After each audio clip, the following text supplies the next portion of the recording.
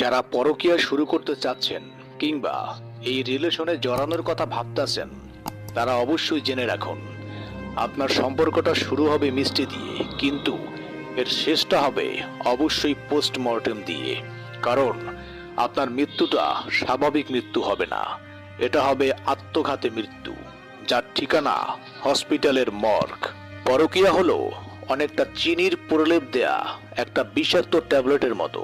যখন মুখে নেবেন, মুখ মিষ্টিতে ভরে যাবে, কিন্তু যখন এটা আপনার পাকস্থলীতে চলে যাবে, তখন সে তার বিষক্রিয়া শুরু করে দিবে এবং আপনি নিশ্চিত থাকতে পারেন এই বিষক্রিয়ায় আপনার মৃত্যু নিশ্চিত।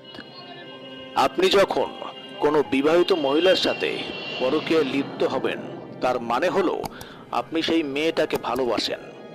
আপনি অবশ্যই জেনে থাকবেন, ভালো কিন্তু তাকেই বাসা যায় যাকে বিশ্বাস